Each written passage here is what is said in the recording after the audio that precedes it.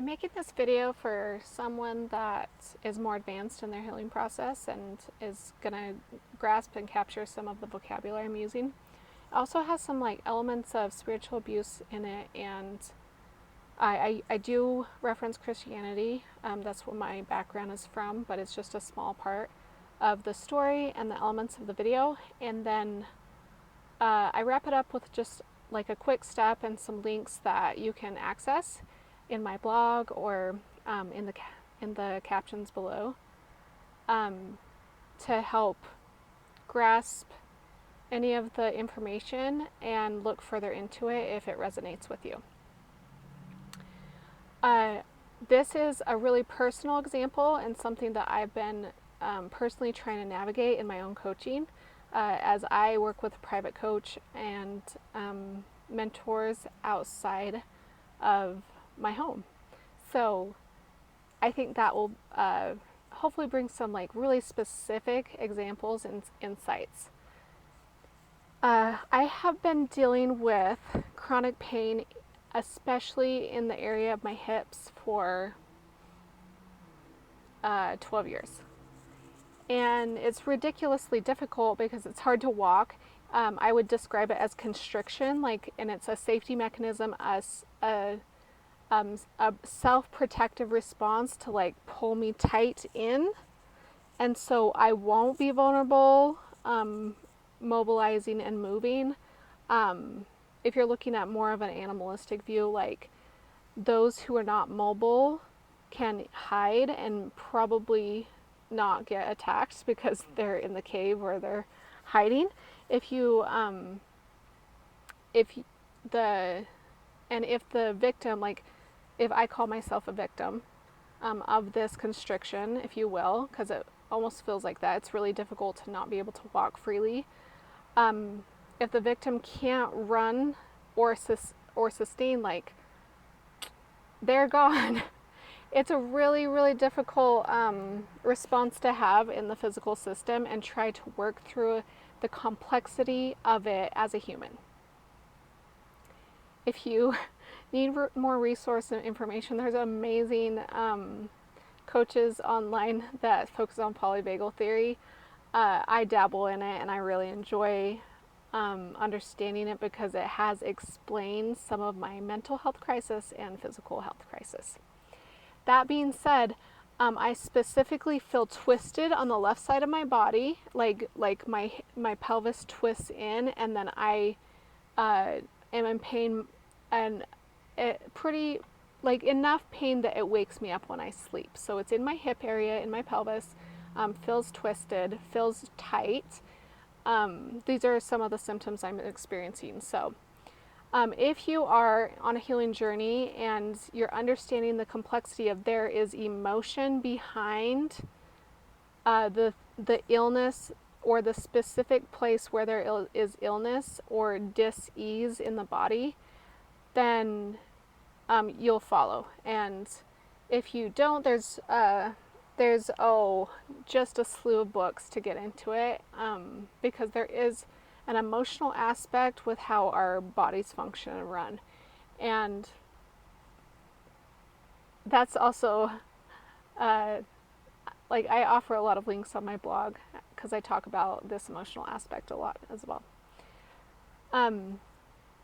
I believe that a lot of that tension and rolling in is happening within my colon, and it's very sensitive. Like the nerve system around my colon is very sensitive, and it is just like screaming out like something is wrong, something is wrong. So in the last couple of weeks, I've been exploring through journaling, through coaching, and through prayer meditation in the nighttime when I'm woken. And it's just an incredible feeling to understand and connect to the body in that specific sense and in that way. So as I dive in and ask my colon what is going on and do specific meditations on it to really understand, because this is a 12-year thing going on. I also would call it like I think this is really similar to people that have IBS symptoms. Like it's more, there's some neurological stuff going on or some nerve stuff going on. It's not just there's crap in the colon. There is extensive research on that as well. So, that being said, self-meditation, looking into the body, what's going on. And I sense a lot of fear in my system. I'm afraid to share more online about my process journey and share resources. I think all of it could be beneficial and it feeds my soul, but I have an intense fear to share more. That is something that's come up. That's an emotion that's come up, is fear. I think it also is fear that probably I inherited from birth, like from before I was born. That's a sense I'm getting. As I review my stories and as I've talked to family members and looked online in specific spots and read story. It's amazing with the technology these days how much information you can find online of our family members if people have recorded it, taken pictures or of these stories or written them down and put them online. So I just grab and gather all this information. And then I went to my storywork coach. I do narrative care trauma therapy. And that means you write down little bits of what you feel from your upbringing or specific stories that you remember from your upbringing. And then you take it to someone that's trained to sit with you in it. It's called an empathic witness. They're trained to be an empathic witness. The specific modality I use is called narrative trauma care. I will link resource to that below. I brought this story to narrative trauma care and I told it. And then I sat with it and I had so much angst in my heart and so much fear in my chest rise up. And in my adrenal glands, like I have adrenal fatigue, which adrenals are always like overproducing adrenaline because they don't know and the adrenals specifically can't not discern like this is dangerous or this is not dangerous. And so I feel these things. I feel these things in my body as I'm telling the story. So I'll share some of that story. When I was postpartum, my second child, this was 11 years ago, I had a really terrible liver count and inflammation in my liver that was undiagnosed. The diagnosis was, you have inflammation in your liver. And I didn't know what to do with that. I've never known what to do with that. So experimentation is what I've done for the last 11 years. And I'm so glad I'm alive. I knew I needed to experiment or else I was going downhill fast. I was just losing weight rapidly and I couldn't function. I had underactive thyroid. I just was not functioning as a human being with 2 children. So experimentation was my route. And I started eating a raw diet along with a popular author and philosopher to cleanse the liver. And this was not a popular idea in the community and culture I lived in. It was definitely more popular in Southern California where it's warm and produce was more available. It has its popularity in other places in the world. That being said, I was trying to save my life and I tried it. I ate raw for 28 days. When you do this sort of immersive experience, you want to connect with others that are doing the same thing. So I got an Instagram. I started connecting with others that were also eating raw, and I started posting online. And after I posted, I would say a couple months, maybe a year, my mom responded, and I would write little blurbs with the recipe and the picture.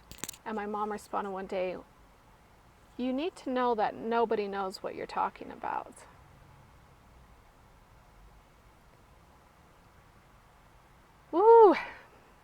It's a lot. It's a lot for my heart because at that time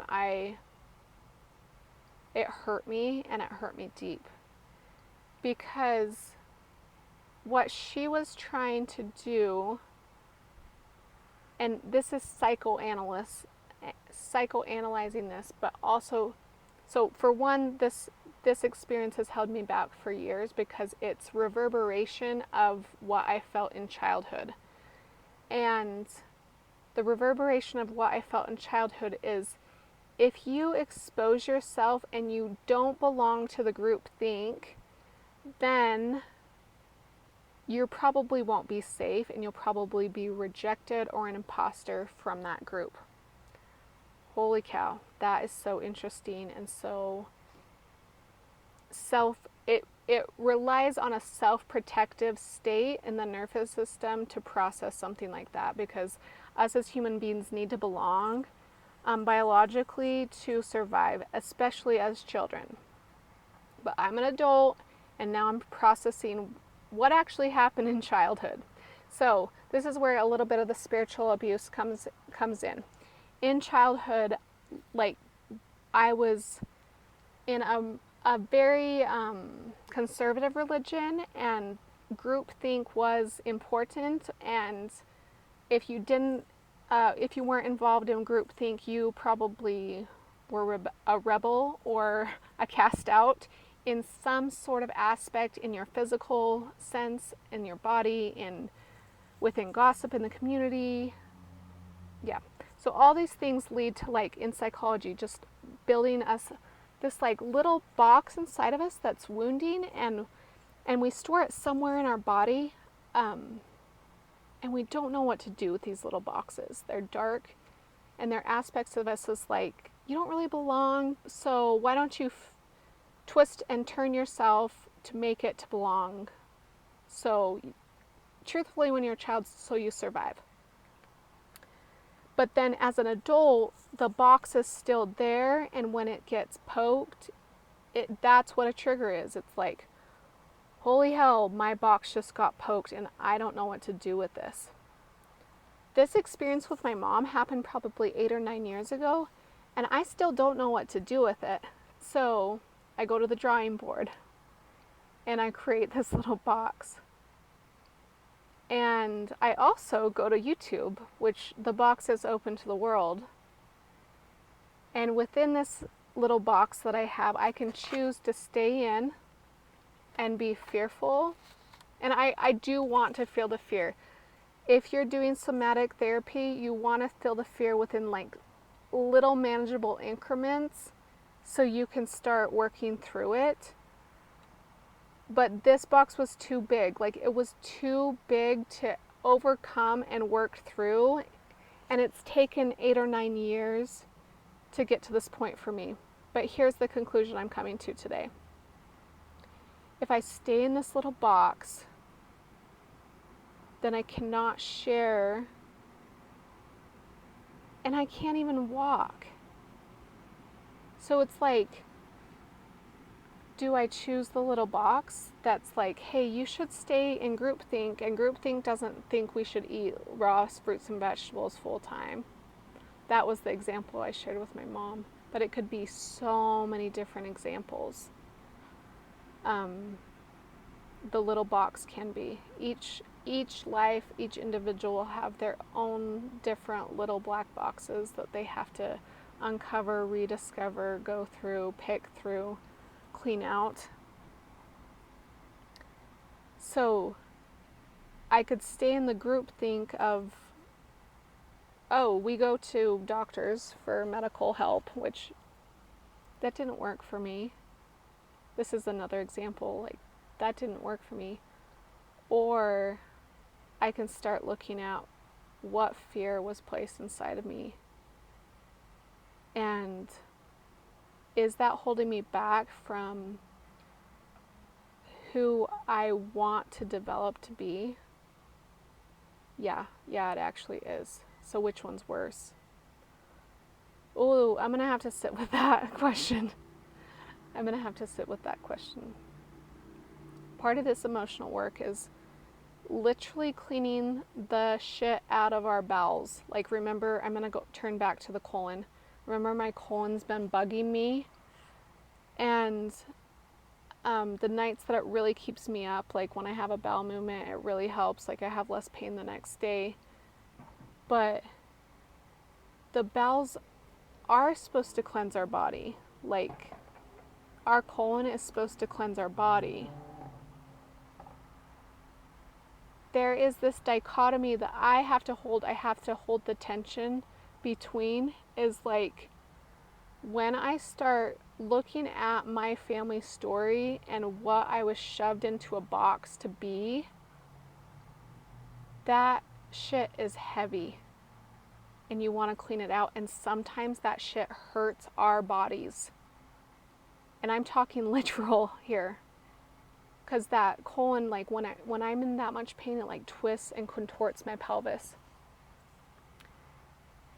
Thought number 2.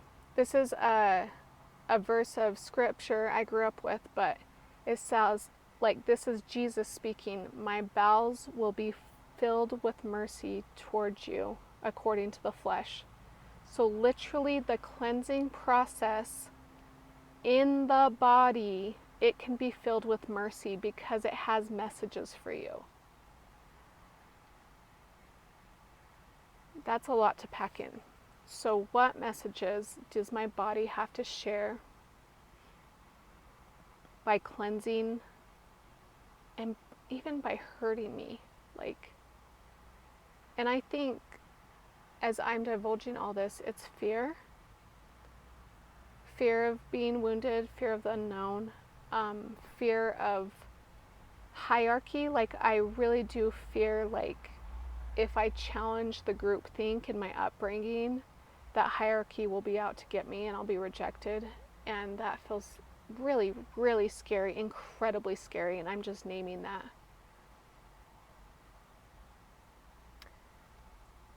If you have any feedback or any thoughts or love you want to send me, please put it in the comments below. This will be linked to a blog post on spiritual abuse, something I've been writing for quite some time. This is more evolved thinking. Also, it involves bioenergy, like biological energy thinking. So, like, my colon is hurting me. What